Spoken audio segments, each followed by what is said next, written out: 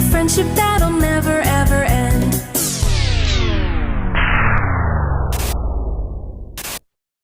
Run!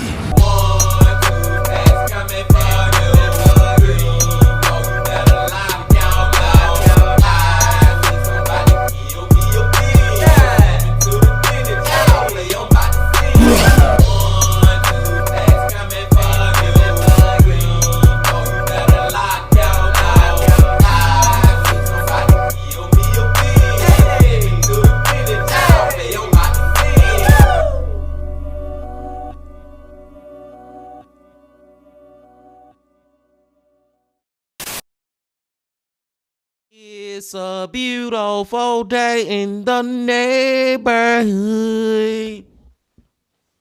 Reaction Beanie Yo 622.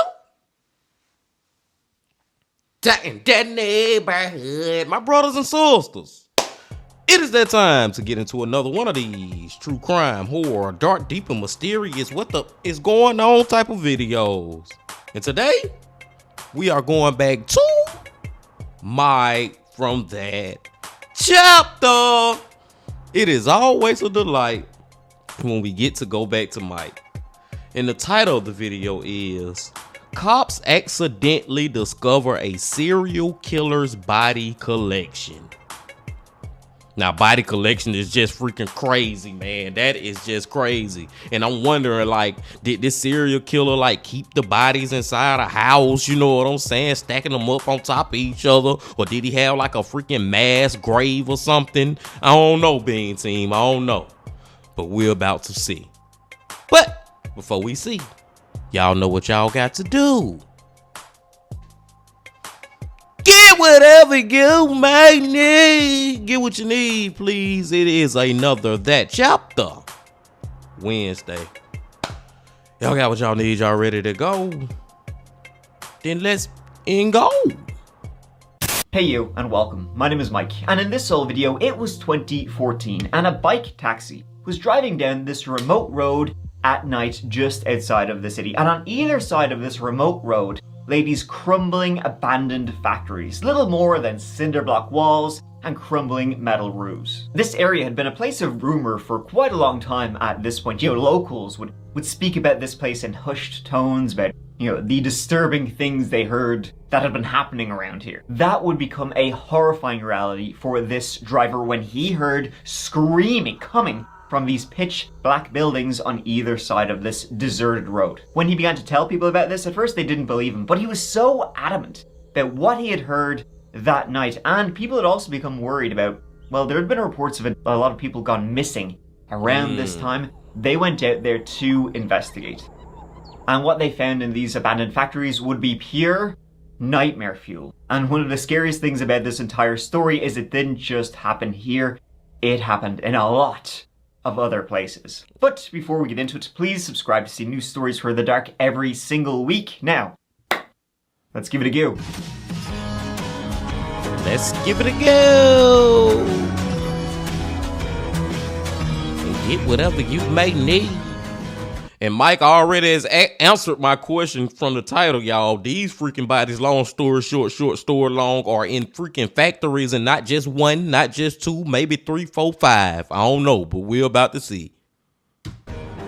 It was on the afternoon of March 22nd, 2014, that a lot of folk were very fearful in the city called Ibadan. This is in southwestern Nigeria. Specifically, it was a group of men known as the Okada Boys. Ibadan is one of Nigeria's biggest and fastest growing cities. It truly has a lot going for it, and about 2.5 million people call it home these days. And in all of the major Nigerian cities located around, you know, it's a very, very big country, are these little like networks of bike taxis known as Okadas. Nigeria as a whole really is a country on the move, being one of the biggest economies on the continent. And Ibadan is a prime example of the country's growing, ultra-competitive hustle culture. These days, Ibadan attracts Nigerians from all around the country, as well as an ever-increasing number of Africans coming from both the north and the south of the continent to live and work. That means, therefore, that, you know, it's very competitive and thriving job market, so entry-level jobs can be very hard to get. So if you're just looking for work, simply, what's the easiest, legal work to get? Probably being an Okada, getting, this bike taxi to drive people all around the city. Okadas are usually teenagers or young men doing simple, A to B runs around the city, kind of like short little hop jumps to wherever you need to get a go. You jump on the back of the Okada and you're off. And for the sheer amount of Okadas, usually there's like about 100 operating at any one time. They are a surprisingly, close-knit, really tight community. They really always look out for each other, they take care of each other, they meet up constantly, to let them know, oh hey, there's lots of fairs going on over here. Or maybe you should, avoid that part of town, it's not too safe right now. Everybody is known to everybody else, they meet up at like regular intervals. If something is going on, they put it into the group chat if, something is up. And of course, with a lot of Nigerian law enforcement being sort of hit or miss at best, the Okada network is so tight because they really have to look out for each other, because they're not going to get any help or a whole lot of help outside of their own little community that they have created. So this kind of improvised union system, if you want to call it that, of Okada boys, they will, play detective if one of the riders gets robbed, if one of the riders gets beaten up or threatened. They will all just join together to make sure that each one of them is safe. If there's any issues, these boys will, they'll take care of it themselves. They have their own justice system going on. So they sound like pretty much a group of vigilantes at the same time as being freaking not employees but co-workers. You know what I'm saying? A union, but they're a vigilante union. But I just want to say, y'all, this sounds very similar to a Mr. Ballin story, and this was a long time ago. This probably was like 2 years ago that I remember hearing this story from Mr. Ballin. But the reason I say that because it involved a group of guys on bikes who was taxi drivers, so to speak. You know what I'm saying, man? But I'm not sure if they was from Nigeria. Like I said, I ain't heard it in so long to even hear it from Mike. It's still gonna feel freaking brand new to me. But y'all let me know down there in the comment section, have one of y'all heard Mr. Ballin tell this story before? Let's go. Mess with the Okada boys. But it was around this time in March of 2014 that they didn't really know how to solve what was happening. They were very fearful, they were very scared, and it seemed like they were all out of their depth.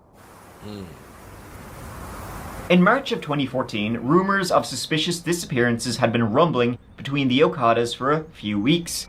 It all began when 2 riders seemingly vanished, which does happen from time to time. People do simply just drop off the radar. Usually they turn up shortly after in a holding cell or even a hospital room. Others have just left for opportunities elsewhere.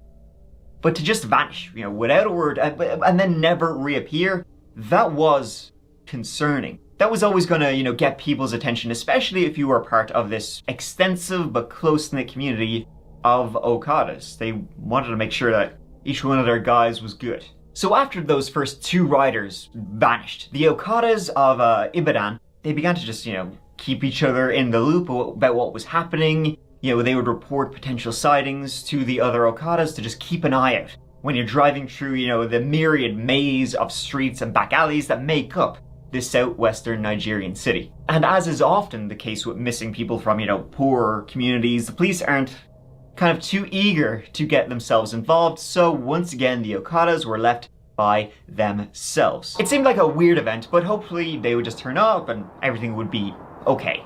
But it was when a 3rd rider went missing. That's when, you think the police, who were, they were trying to keep them in the loop, you think the police would be jumping out of their chairs at this point to get involved. That 3 Okada riders have all disappeared in this very short space of time.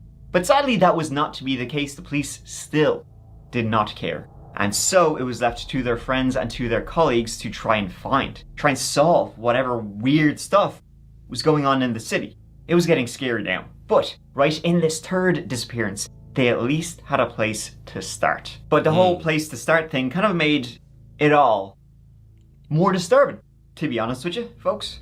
On March 21st, 2014, a rider was just making his usual, routes, driving his regular passengers around to their destinations when he suddenly started getting call after call after call from another Okada boy, a colleague of his named Lanre Sediku. Lanre was asking, can you please pick me up? The rider said, yeah, I got a couple of jobs, I have to drive people here, here, and here, but as soon as I'm done, I'll swing around and come get you. But when he did, Lanray was nowhere to be found. He wasn't where he said he would be waiting for him. Lanray Sedeku was the third disappearance, and worse yet, when the writer, went around, was messaging Lanray's friends and other people, who he'd been in contact recently, nobody had seen Lanray. Nobody knew where he had gone. He had simply vanished. And after that, we should know by now that it's somebody out here. I'm just saying, if I was a Okada, F the police, because they ain't trying to help us anyway. But we should all agree by this point that, no, man, these dudes are getting kidnapped. You know what I'm saying, man? They just not vanishing, just running away or going to start a new life or nothing. No, somebody is freaking kidnapping and probably doing even worse than that to them. That's what I'll tell the group. You know what I'm saying? We should all agree on that point now. And so, my friends, speaking of hidden things in the creepiest of places, there are some people out there doing... I think Mike with his commercial, man. But yeah, we'll have to agree on that, y'all. Like, something out to get us. You know what I'm saying, man? Something is out to get us out here. Somebody is out to get us out here. But let's go. Nord for supporting that chapter. Now let's get back to this horrifying story. Back to it.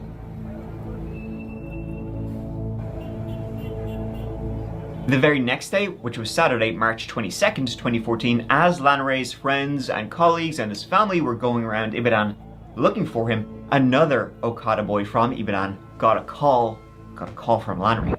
But this call immediately sent chills down their spine. He was utterly distraught, crying, pleading down the end of the line. He managed to calm himself enough to say that he had been kidnapped. He was being held with like almost a dozen others in some location. He didn't exactly know where it was, but he said he was being held with these other folk underground. He said it was pitch black down there. He could barely see anything, and this was not good. See, Lanray had been kidnapped, and he'd been searched by his captors, and they had found his phone and taken it away. But Lanray, being an Okada boy, needing a phone constantly to do routes and do rides, and there's not exactly a phone charger on his little bike taxi, Lanray had a second phone.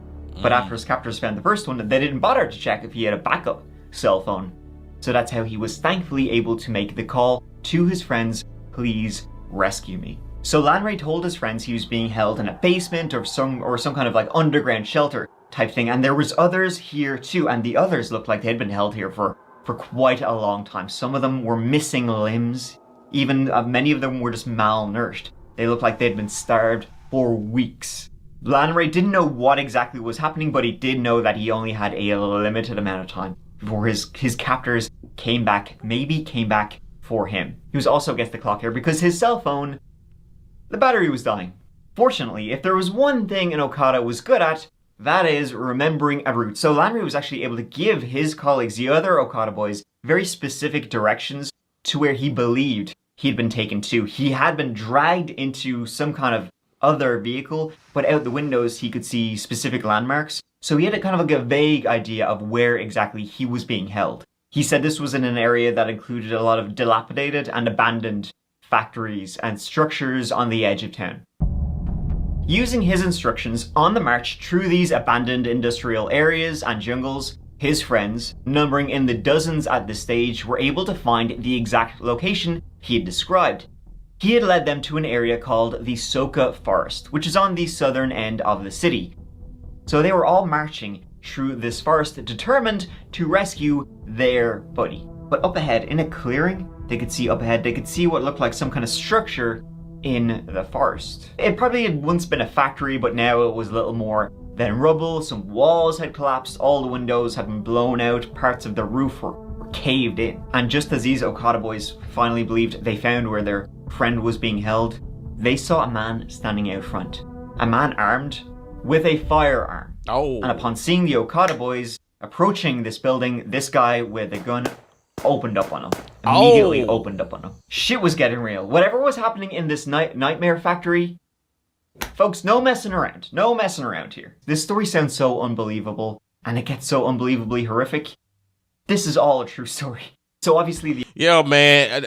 I'm starting to believe more now that I remember this story from Mr. Ballin, but it's so many details that I freaking forgot about and don't remember. You know what I'm saying, man? But W. Okada boys, because they rolled deep off in them woods to go find their friend. You know what I'm saying, man? It was a lot of them out there. But just the thought of this dude, soon as he see them, just start shooting at all of them. This story is crazy as F, man.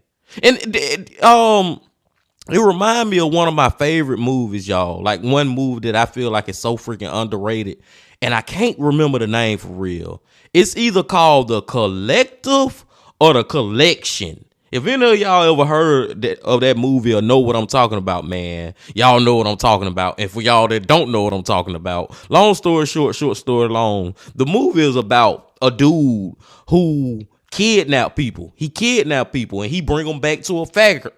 Was it a factory? It was either a factory that he had or a huge ass warehouse, like a huge freaking warehouse, man. And long story short, story long, he would bring them back there, and he had all these different rooms where he would torture them in different type of ways and stuff. Like it reminded me of The Collective, and he was just collecting people, but he wasn't killing them. Like he would keep them alive, but just have them being tortured in some of the most craziest ways. And some of them did end up dying. But I'm just saying, man, this remind me of when Mike said that they was down below, like in a basement, as a group of them. Some of them look like they been here for a long time, got their limbs missing, they malnourished. Like it remind me of The Collective, man. I think it's named The Collective, man. I digress. Let's go. The Okadas were forced to retreat, but they wouldn't be gone for long. The Okadas just left to increase their numbers, get more of the lads around, and to arm themselves with whatever they could. I don't even think the weapons were like terribly important to them at this stage. Their plan was just to overwhelm whoever was in this abandoned factory with sheer numbers. That's how determined these Okada boys were. They were determined to storm this place. It didn't matter how many people were there, how many people had firearms and rifles. They were going, that's a tight-knit group. They brought W. Okadas. knives, machetes, baseball bats. One even brought a pair of bolt cutters, which they were going to use to bludgeon whoever stood in their way. But those bolt cutters would come in handy for another reason, that's for sure. So having prepared themselves for a fight, possibly to the death, you can like imagine the adrenaline that would have been pumping through each one of those Okada boys as they walked through these abandoned industrial areas, these dilapidated buildings, through a jungle to get to where their friend had been. They were ready. This could end horribly. But when they arrived to the Soka forest, they seen the building in the clearing up ahead. It was quiet. This time it was eerily quiet. There was no signs of any armed guards, gunmen around here at all. They had fled. Whoever they were clearly knew that they had been rumbled, and the Okadas would be back and back in numbers. That's not to say they didn't find anyone though. Far from it. As they approached the spot where, they'd been forced to turn back earlier because of the guy with the firearm, instead of finding some kind of armed security, they instead found a group of terrified people, bound with chains on their hands, on their legs, begging to be rescued. They immediately called the police, and so while some of the group stayed with these poor people who were chained up inside, others went deeper into this abandoned factory to see what they could see. Those bolt cutters did come in handy after all, and as the boys waited on the police, they made another truly horrifying discovery. In an outbuilding, like all the area, semi-built and almost falling to pieces, they came across a room that resembled the lost baggage claim of an international airport. It wasn't the only one. Room after room had these floors almost entirely covered with a variety of mismatched personal items. Wallets, purses, coats, even entire suitcases. Literally thousands of them. Tens of thousands. A lot of people, it looked like thousands of people had come through this place. But why? What were those gunmen so eager to protect that they literally shot on sight? And the mystery of who these items belonged to, it would and it wouldn't remain a mystery for too long. It would remain a mystery in that their identities maybe will never be known, but why they were there, well, that would be answered pretty quickly. Outside, the confusion of the first discovery was trumped by an even more grim one. To go with the graveyard of personal possessions, Beginning in the forest right outside the door was a literal graveyard, a boneyard to be more accurate. Whole skeletons, skull after skull, femur, tibia, fibula. There was no way to count or even begin to guess at how many people had been discarded here outside the abandoned factory. These bones stretched from right outside the door of the factory further and further and further into the forest, where they would end up seeing barbed wire. This whole area had been enclosed with a ring of barbed wire. By the time the police arrived, several of those people who had been rescued immediately just booked it out of there. They did not want to hang around. There'd been something something so horrific, they didn't even want medical care. They just wanted to leave, and they would vanish, never to be found. Of the remaining 7 survivors who actually stayed waiting for the police arrived, one was in such poor physical condition, he dropped dead before the police could even get there to give them help. So that left 6 people, and all of them were taken then to the nearest hospital for medical treatment. The authorities then cordoned off the area, trying then to calm down this furious mob who were, as you can imagine, losing their shit about how this had been allowed to happen and the police inaction, which seemingly led to it. And I don't blame them Makadas for losing their shit, because I'm losing my shit listening to this shit. You know what I'm saying, man? Like, seriously, dude. And I'm so stuck on just, it was thousands of clothes in there, man. So that means thousands of people more than likely, potentially, have been here and are victims. And it's over 1,000 skulls in that freaking graveyard, man. That is freaking crazy, dude. This is a wild one. Like, I swear this could be made into a movie. This story right here could most definitely be a Netflix documentary or something. Though the area in Soka Forest was quite far from the main built-up parts of the city itself, it wasn't entirely isolated. Within shouting or screaming distance of what was already being called the Ibadan House of Horrors were several private homes that first became the target of the investigation by the police and by the community. Simply put, no one could quite kind of figure out how a slaughterhouse on an industrial scale had been able to operate out here, just on the edge of town, without nobody knowing anything. And so when, people who lived nearby were questioned about, like, how did you not report this? Like, what was going on? How did you miss this? The nearby locals were like, actually, we had a fair idea something was going on for quite a long time. We had seen, like, strange people coming and going at odd hours. A black SUV would come and go all the time. Not only that, they'd heard screaming. They'd seen strange lights in the forest. They'd seen fires deeper into those woods. They'd heard chanting. They'd heard noises they wouldn't ever want to hear again. And these locals living near the Soka forest, they had reported this to the police. They reported many times, and there's something very creepy and scary going on in these woods. And, well, the same thing happened when the Okada boys started disappearing. Nothing at all. One of the most concerning things is that these locals who lived near this murder factory, this ritual killing factory, they reported that they seen a black SUV coming and going at all hours, and they would see some smartly dressed man driving it. He had been coming and going for about 10 years. That's how long this slaughterhouse had been active for. 10 freaking years this been going on? What the fuck, man? I just gotta go say it, B-Team. What the hell, man? So, L police. I'm not even gonna get all mad and get to screaming and hooping and hollering about the damn police, but L freaking police. This is ridiculous, man. Okay, 1 or 2 people report that they hearing crazy things and seeing crazy things going on in their neighborhood. But when you got people telling y'all this, keep calling y'all for over 10 freaking years, and y'all ain't do no investigation, let's go, Bean Team. That is just terrible. He was probably bringing new victims every single time. And so despite these numerous police reports that were made about something going on, something suspicious, no investigation ever actually kind of like spiraled up to, go out and take a look at what was there. As news broke of the Soka forest discovery, outrage spread among the locals of Ibadan and right across Nigeria, with everyone asking the same question: who or what was behind the slaughterhouse in Soka forest? It's terrible. Honestly, it's terrible. It's so painful.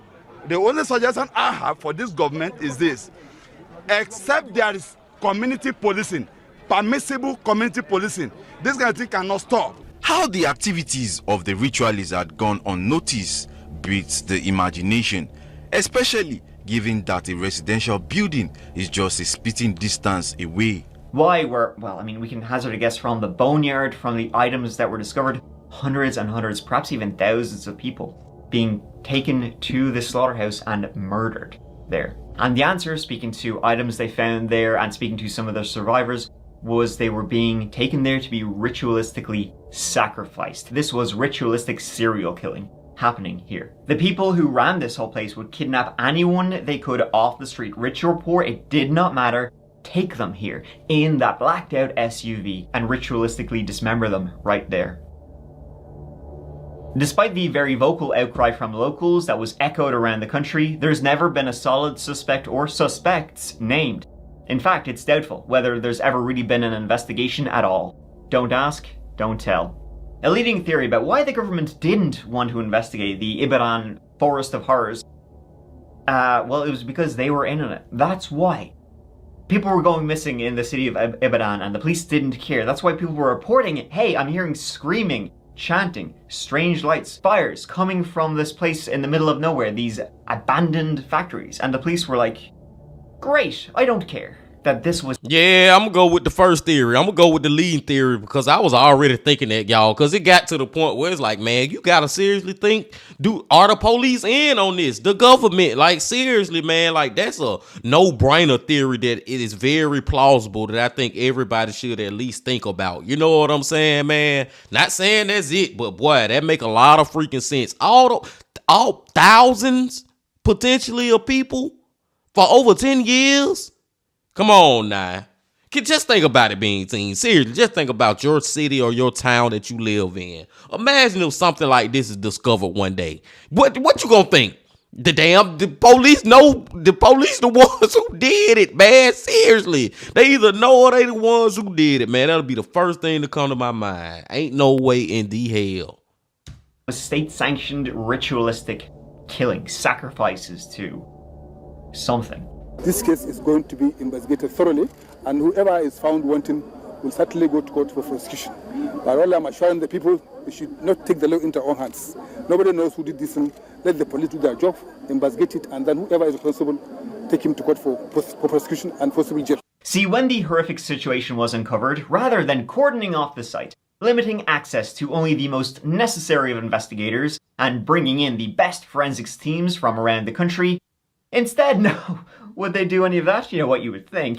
No, they went ahead and just bulldozed the entire building. They buried this entire place. Authorities decided that instead of trying to preserve some maybe vital evidence here of some really sinister and sadistic murders happening, no. Listen, how about we just kind of bury it all? Let's knock the whole thing down and just forget about it. The government... Oh, hell no. Now I'm getting to the point of 99.9% sure that they had something to do with it, man. How would you... That place right there should have been... First of all them people being there should have never even happened. You know what I'm saying? But that place should have never been touched if it wasn't freaking officers or detectives or forensic people, files, the forensic files, whatever, the special investigators. Y'all know what I'm talking about, man. It should have been people going in there with damn hazmat suits on. You know what I'm saying? Trying to get evidence for all this. Like, I want to be able to try my best to account for everybody that's in here. And when I say body, I mean, like, you know, the deceased bodies. I want to try to make sure that I account for all of them, try to identify all of them. Like, I need every fossil, every dental record thing that I can do. Like, what the freak, man? These was real people. And y'all just bulldozing over their bodies? These were real people with real families who are out here missing. And y'all will help a lot. A lot is not even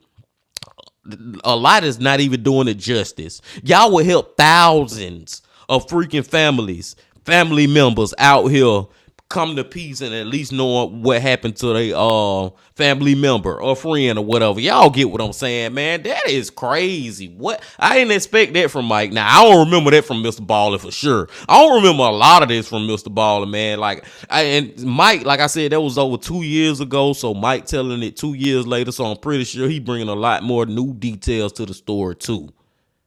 I'm telling y'all, this one right here is a movie that's waiting to happen. Claimed that they were working to locate those still missing, which was a lot of people. But the community and those who went directly to the site of the massacre said no work was being done there.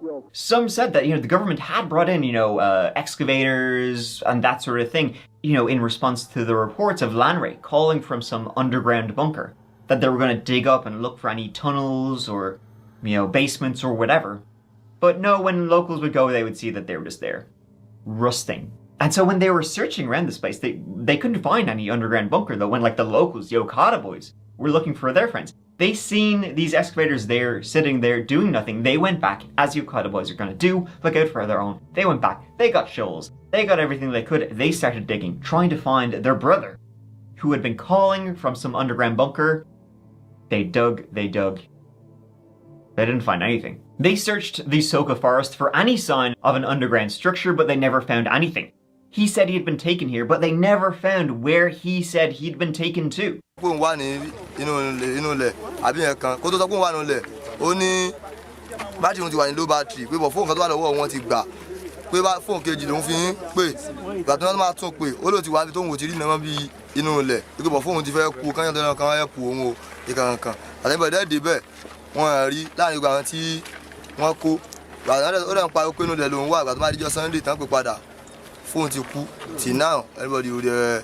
So that kind of led searchers to believe that Lanray may have been taken to a second location. Yeah, another location, but we will get to that in a second. 2 days after the discovery of the Soka Forest Boneyard, the apparent inaction had caused enough outrage that it became only a matter of time before the anger and frustration overflowed into a response and ultimately violent action. The locals were very pissed off that this had been allowed to happen. Local government representatives tried their best to call for calm, but they were ill-equipped for the intensity of the horrific situation. The Soka site fell into total chaos as the community stormed across the area, turning the buildings over and searching for hidden chambers that had begun as the subject of rumors, but were now being taken as proven facts by the public. Word of the horrors at Soka and the number of victims had spread across the country instantly, and as a result, hundreds of people had poured in from across Nigeria. Anyone with a missing friend or a missing relative from any part of Nigeria or even the surrounding countries came here to the forest in Ibadan, hoping and praying that maybe this is where they'd been taken. They looked through this whole area, they looked through the bones, more importantly, they looked through any of the possessions that had been left behind, of which there were thousands upon thousands. This eventually... And y'all know what I was saying earlier, man, when I was like, man, first of all them people shouldn't even been there. I was saying that when I was trying to say that the damn police should be doing their job and actually doing a real investigation. But since they weren't doing an investigation, I'm happy as hell that all those people showed up, man. They got to investigate themselves. We got to go do it ourselves, Bean Team. Fuck the police. You know what I'm saying, man? Fuck it. We'll go figure this shit out ourselves. I'm so freaking pissed off at this story, but at the same time, I'm almost sitting back and kind of awe that this actually happened. I think Mike said it earlier. This one of the ones where you just sit back and be like, man, am I watching a movie? You know what I'm saying? That's fake, fictional, or am I watching a movie that's based on true events? This is based on 100% true events, man. Let's go. Did lead to rioting. 20 people were injured, several of them seriously, and so that's when the government said, we're just gonna bulldoze this entire thing and move on with our lives. So there was rumors upon rumors about what had been happening here. One of the most shocking rumors is that this is where the local government had been keeping so-called lunatics here. That this was some improvised lunatic asylum. They would regularly do these street sweeps, or I guess whatever you want to call it. You know, we need to clean up the town. So they would just, any, homeless people they found, anybody basically who didn't look like they should be there, in you get, out you get here. That was one rumor about what had been happening here. Though, in fairness now, that was pretty unlikely to be true because of what the survivors said. This wasn't just some, like, improvised asylum. There was some ritualistic stuff happening here. Some motorcyclists, having lost contact with a colleague, formed a search party which discovered this den. The news making the rounds indicates that this place was a haven for mentally deranged individuals. The reality is, however, different. The scenario is obvious. For these ones, this is an easy way to make extra naira. Perpetrators of these inhuman acts had been in business for a long time. Human parts litter the area, prepared for potential buyers. The survivors told of what they'd seen and what had been done to them in this place, and they spoke of these rituals. They would sacrifice people, they would sacrifice limbs, whatever limbs they could, they would sell these to people looking to get, good fortune, good luck, power, long life, whatever it was. They would make these medicines out of these sacrificed people, and, well, I'm not sure if it works, but I don't think it's worth it if it does. So in this black SUV, they would just drive around the city, kidnap, reef them off the street, throw them into the back of the SUV and take them here. Take them to the Forest of Horrors. They would put them in these cages, chain them up, and then from there use them like cattle, whatever was required. They would, view the stock of, they would have dozens and dozens of people in these cages. They'd look for an arm here, a leg there, genitals there, a head here. Unchain them, take them out of the cage, and bring them to the altar. An altar was found in this place with little runoffs along either side, runoffs for the blood. And then at the altar, the machete would come out. After they got what they needed, it was either back to the cage, if they thought you had a good chance, or instead it was just no cage necessary, the machete gets used again. And you know what, I don't know if this story can get any stranger, but this is, let me read you a section of one report I found on the Ibadan Forest of Horrors. A policeman who spoke on the condition of anonymity told our correspondent that a crocodile was killed near one of the containers. He said it was possible that the killers kept it there and fed it with the flesh of their victims while they threw away the bones after removing the organs they needed from their bodies. After they got what they needed from you, it was either back to the cage where they maybe will reuse you again, or feed you to their pet crocodile. This is like Indiana Jones and the Temple of Doom level shite. But this was a horrifying reality, and this was not, folks, something that just suddenly appeared. This is something that had been happening since time immemorial, where people would sacrifice, people would do these rituals to something, and it didn't just happen in Nigeria, neither. A famous case occurred in 2001 in London, when a passerby was walking along Tower Bridge, downtown London, and they saw, floating along the Thames River, well, what he at first thought was a mannequin. As it floated, though, closer and closer on the river, he realized, this ain't no mannequin.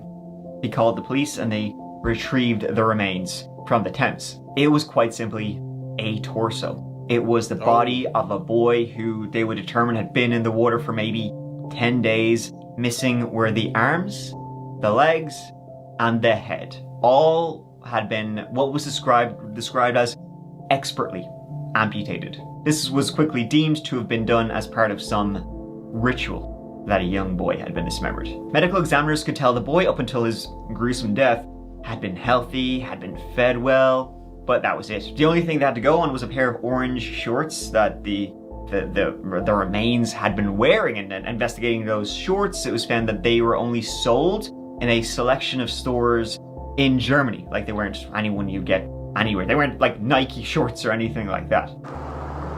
Police say the body recovered was of a boy aged around 5.5 years old and of Afro-Caribbean descent. He was wearing orange shorts with a Kids and Company logo and washing instructions in German. It's just over. Man, Mike said, boy, I'm thinking like 10, 11, but 5, that's basically still a baby. It don't make it no better either way it goes, man, but I wasn't thinking like that young. A year since the torso of a young Afro-Caribbean boy was discovered in the Thames.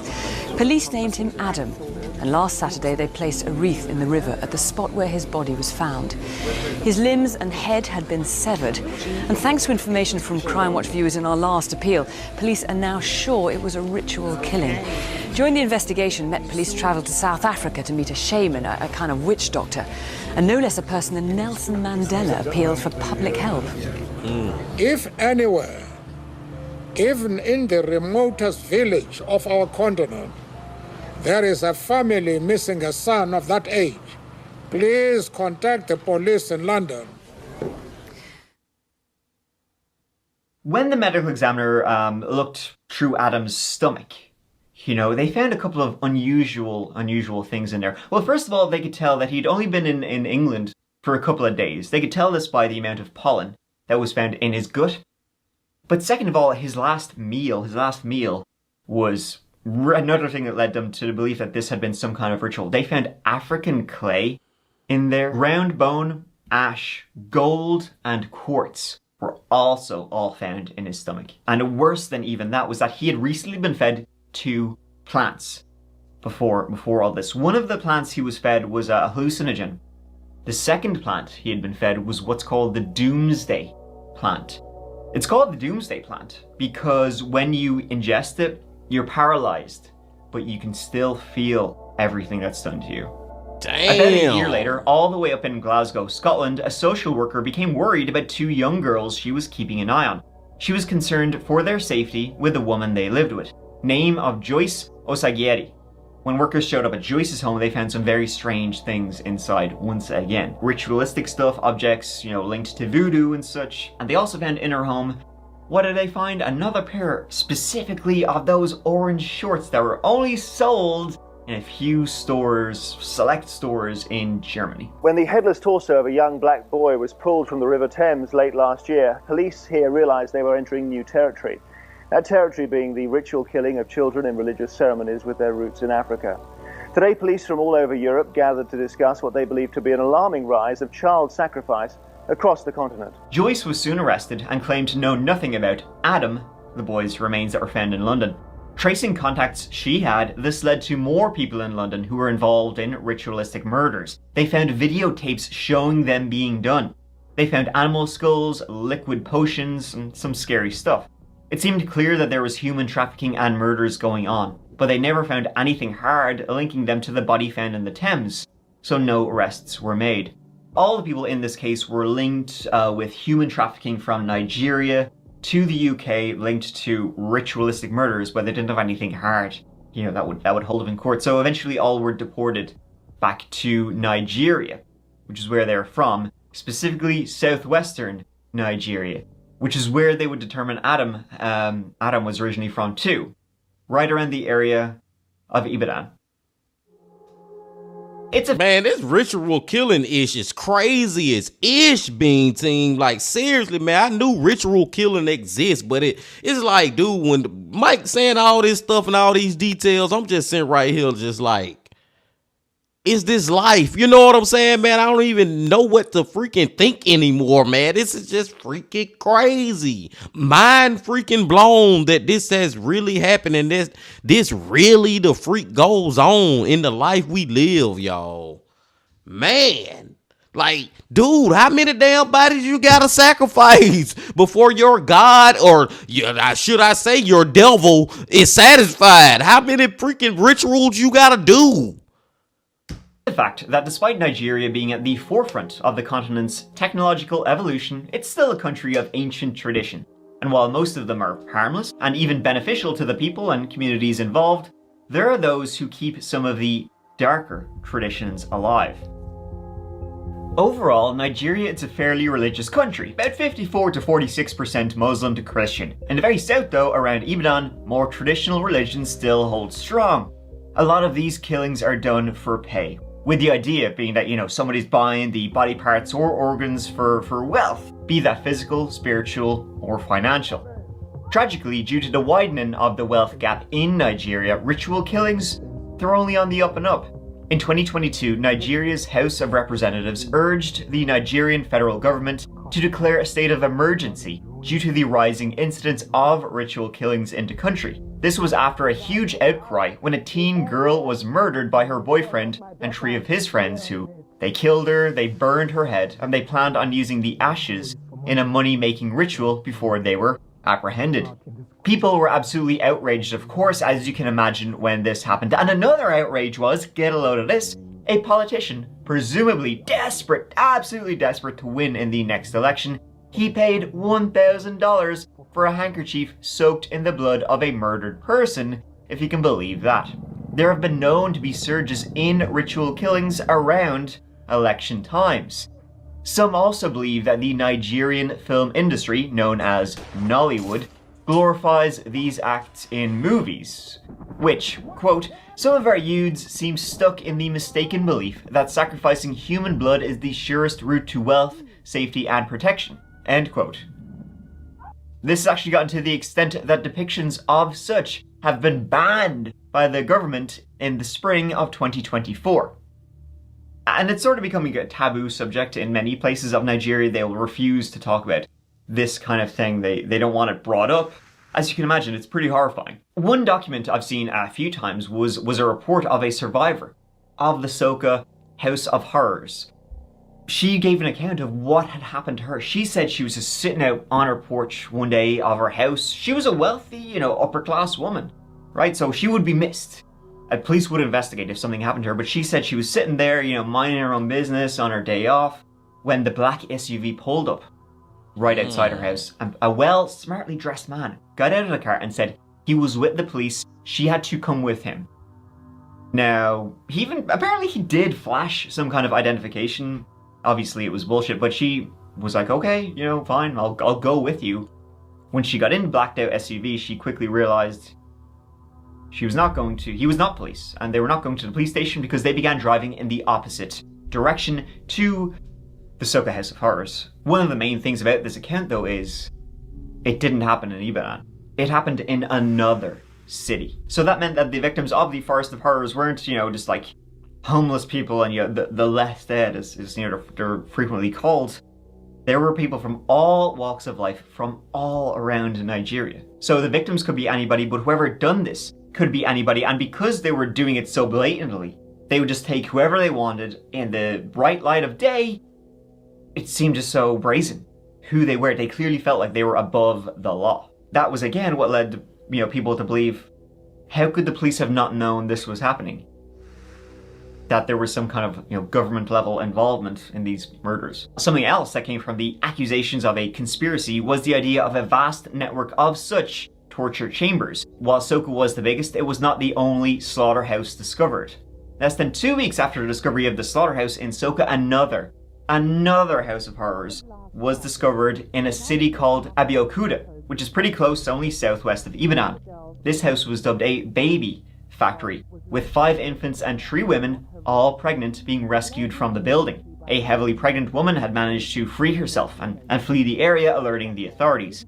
When locals and police responded and attempted to arrest the gang leader thought to be responsible, he managed to flee the scene despite being shot multiple times. Wow. Like the Soka house, police found a bunch of personal belongings, including ID cards and documents of missing people, not present among the rescued victims. There was also a substantial amount of blood and signs of many births having happened. It didn't take long for rumors to begin of the babies being taken away and either sold on or used in rituals. One woman rescued from the house told interviewers that herself and her child had been sold to the operators of the house for the equivalent of $60. Outraged locals attempted to storm the building and even tried to set it on fire, but police cleared them out. Many Nigerians believe that the two sites are linked and may even be a part of an organized and complex network, likely run by gangs that have infiltrated the government, or more scarily, the other way around. And Lanray's Man, yeah, I was thinking about this earlier too, y'all. After all this stuff Mike done told us, man, was thinking like dude, the freaking gangs have infiltrated the freaking government around here. You know what I'm saying, man? Like, this is not even just one or two. Most definitely not one, but not two, not three, not four, not five, not six, not seven. Shout out to LeBron. If you know what I'm talking about. But it's not just a couple of people who got this going on. This is a big ass organization of a freaking crime syndicate, and within that crime syndicate, some of them is within the government. You know what I'm saying, man? Like, all this stuff is crazy. And then it's so crazy that it's real recent. Like, some of this stuff Mike said happened in 2022. Something happened in 2024. He done said so much that I don't even know no more. But hey, man, let's finish it up, Bean Team. We got 5 more minutes. Sedeku, the man who alerted, the Okada boys and then, eventually the police about what was happening, about where this was, he's never been found. The man who, used the last battery to call for help. No one knows where he is. No one knows where that underground bunker that he was being held in with, he said, like about a dozen other people. That's never been found. That raised the possibility that either A, it was in Soka, but when the government decided to destroy this entire factory, essentially they were buried alive in it because the government, didn't keep it open, didn't keep it active, didn't want to investigate too hard. They just bulldozed it, and there still is an underground bunker out there that they just never discovered. Or the other option is there are even more of these places around the country. And as for arrests regarding the Ibadan Forest of Horrors building, well, they did actually make several, but ultimately no charges were brought, and the people that were arrested were only very low level. I did see some mentions that the man who drove the black SUV, that he may have been arrested, but I could never find any reports that he was. I think he got away to continue what he was doing. So unfortunately, they only arrested some very low-level people who weren't wise enough to absolutely book it as soon as this factory of horrors was discovered. Police determined that there wasn't enough to charge these. These were probably like the armed gunmen who were outside in the perimeter, not actually involved in the rituals themselves. But police, well, when they didn't charge them, that was like, well, that's, mighty suspicious in its own right. Yeah. Why didn't you charge them with stuff? Why couldn't you get more names from them to go up the food chain of whoever was actually ultimately responsible for all of this? Simply the scale of what was going on in the Ibadan Forest of Horrors, lads. There's no way nobody could have known nothing about what was happening there. Somebody must have had, an inkling. Something. That there was this kind of like terrifying stuff happening out there, and it could happen to anybody. And it was let to happen. So whether the local government was involved or no, likely we'll never get an answer to that one. And ritualistic killings still happen to this day, and it is terrifying. Most recently, in August of 2024, in Ibadan, residents of this one community, well, they noticed a horrifying smell coming from one apartment building. They'd seen strange people coming and going at odd hours.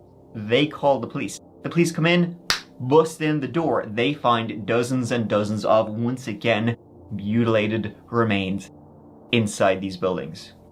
Authorities would later learn that just a few months prior, this is amongst the dozens of victims, a 28-year-old man had been lured there, killed for his head and legs, which were later sold. And about a week before this place was found, in early August of 2024, a 17-year-old boy had been lured there, again murdered for his head and his legs, which were sold to a woman for $40.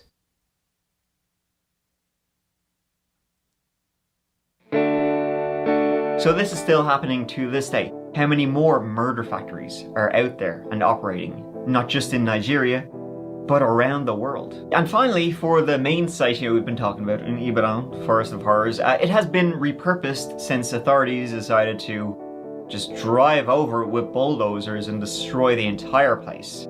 So what's it been repurposed for? I hear you're barking, big dog. Maybe a memorial to the hundreds upon hundreds, maybe more, people who were horrifically murdered, tortured to death here. Maybe a memorial to, the lives lost. Maybe a peaceful forest, let nature take its course. Garden of remembrance, perchance? Nope, news started to come out that a school was going to be built on the site. And when reports started coming out, I hear they're going to build a school where the slaughterhouse, the human ritual slaughterhouse was. This is like some Lovecraft style stuff. Government were like, no, we're not building a school there. You must be joking. Can't build a school there. They did build a school there. Shinay. What the fuck?